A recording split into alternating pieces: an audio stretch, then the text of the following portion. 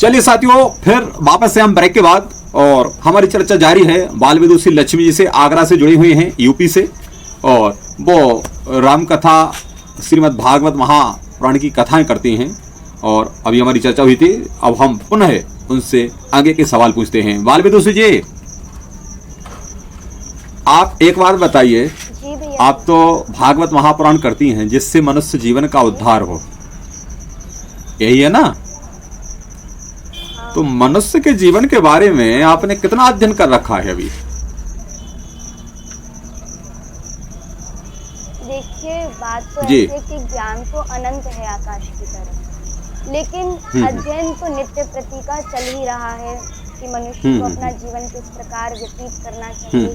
नित्य प्रति यही अध्ययन चलता है। अच्छा, अध्ययन आपका चलता रहता है मनुष्य के जीवन के प्रति। तो ये मनुष्य जीवन जो है, आप, हाँ, आवाज हमारी साफ आ रही है, आपको सुनाई दे रही है? जी जी।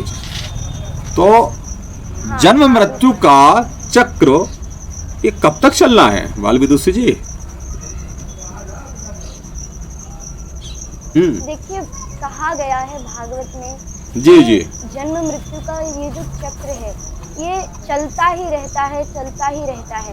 लेकिन अगर आप इस जन्म मृत्यु के चक्र से स्वयं मुक्ति पाना चाहते हो तो इसके लिए आप श्रीमद् भागवत कथा का श्रवण करें। लेकिन हाँ, उस कथा को जब आप भाव से सुनोगे, श्रद्धा से सुनोगे, तभी वो मोक्षदायिनी है, वरना तो ये जन्म मृत्यु का चक्र चलता रहता है।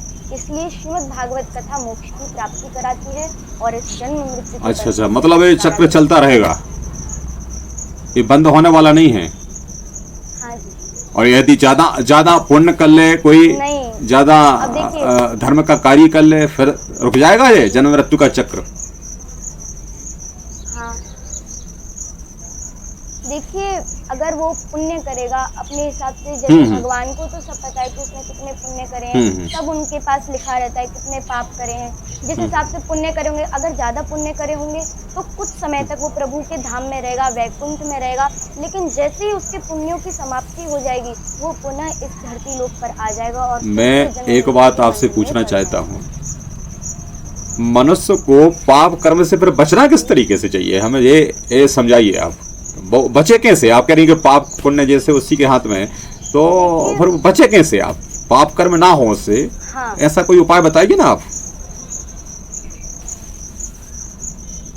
देखिए, उपाय तो बहुत हैं, लेकिन भागवत में कहा गया है, श्री भरत जी महाराज ने बताया है कि अगर जैसे नित्य प्रति के जो भी पाप होते रहते हैं, जैसे किसी के पैर के नीचे कोई चींटी आकर मर गई, तो ये भी पाप है, भले अनजाने से हुआ लेकिन है तो पाप ही। और अगर आप इन पापों से मुक्ति पाना चाहते हो तो उसके लिए आपको नित्य प्रति सबसे पहले अपने घर की जो रोटी होती है वो गौ माता को खिलानी चाहिए, गौ सेवा करनी चाहिए, संतों की सेवा करनी चाहिए, संतों का सम्मान करना चाहिए, और दान तो अवश्य करना चाहिए, क्योंकि दान की महिमा। आप ये क्यों नहीं कह देती कि वो बाहर गाय खड़ी है उसको अंदर बांध लो ना? इतना खर्चा तो करते हैं, इतने सब कुछ है जिनके पास सक्षम है जो।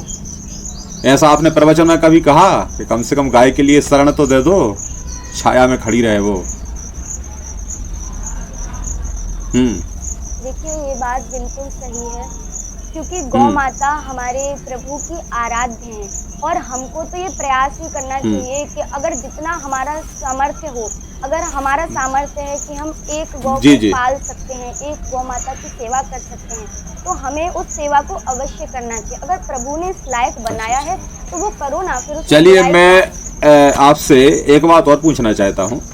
जिसके पास धन है, धन संपत्ति जिसके पास है, वो धर्म नहीं करना चाहता, उसको टाइम ही नहीं है, क्योंकि वो तो कमाने में लगा है। और जिसके पास कुछ है नहीं, धन संपत्ति है नहीं, गरीब प्रवृत्ति का है, आर्थिक स्थिति ठीक नहीं है उसकी, वो धर्म करना चाहता है, तो अब वह कार्य कैसे करे, धर्म कैसे करे वो? और ऐसा क्यों है, ऐसा हो क्यों रहा है कि जिसका धर्म के प्रति आस्था है, जैसे उसके पास धन नहीं है? तो क्या कोई पूर्व जन्म के पाप कर्म हैं, या जो वो कर नहीं रहा है उसके कोई उसके अच्छे पुण्य हैं जिससे उसको धन संपत्ति मिली इस जन्म में? देखिए, मनुष्य क्या होता है, मनुष्य जब वो निर्धन होता है, उसके पास धन नहीं होता, तो ईश्वर से विनती करता है, हे प्रभु और हमारे पास धन नहीं है, संपत्ति नहीं है, आप कुछ तो दो। जब ईश्वर की वो भक्ति भाव से पूजा करता है तो भगवान निश्चित ही उसे देते हैं, जो वो चाहता है वो निश्चित ही देते हैं। लेकिन जब उसके पास धन आ जाता है, वो कुछ ही ऐसे व्यक्ति होते हैं कि धन आने पर वो प्रभु की चर्चाएं करवाते हैं, प्रभु की कथाएं करवाते हैं, दान करते हैं। लेकिन कुछ ऐसे होते हैं कि जब उनके पास धन नहीं होता तब कहते हैं हे प्रभु, जब हम बड़े हो जाएंगे और इस लायक बन जाएंगे तो हम ये करवाएंगे, वो करवाएंगे। लेकिन जब धन आ जाता है तो वो सब भूल जाते हैं। जैसे एक कथा आती है कि एक बार एक व्यक्ति पेड़ पर चढ़ गया, अब ऊपर से नीचे उतरा नहीं जा रहा था, तो भगवान से कहने लगा कि प्रभु नीचे उतार दो, बस 51 पंडितों को भोजन कराऊंगा। अब जैसे जैसे नीचे उतरता गया 31 हो गया, फिर 11 और नीचे आ गया तो बिल्कुल ही समाप्त हो गया कि अब तो प्रभु नीचे उतर ही गया। इसी प्रकार मनुष्य को लगता है कि अब मैं आपको बीच में रोक रहा हूँ लक्ष्मी जी। जिसके पास नहीं है वो पुण्य कार्य कर रहा है तो उसके पास हो जाता है कि वो भक्ति करने लगे, भगवान की आराधना करने लगे। लेकिन जिसके पास है वो करता नहीं है कुछ, तो उसका धन उसका भी तो छीन लेना चाहिए ना प्रभु को। देखिए प्रभु निश्चित ही वो धन छीनते हैं, अब चाहे वो किसी भी माध्यम से हो। देखिए कभी कभी क्या होता है, अगर मनुष्य के पास इतना सामर्थ्य है और वो दान नहीं करता या कोई शुभ कर्म नहीं कराता, तो या तो वो बीमारी में चला जाता है पैसा, या चोरी हो जाता है। ऐसा कोई सरल उपाय बताइए लक्ष्मी जी जिससे मनुष्यों के पाप भी नष्ट हो जाएं और वो सामाजिक जीवन भी अच्छे से व्यतीत कर सके। कौन सा उपाय है ऐसा?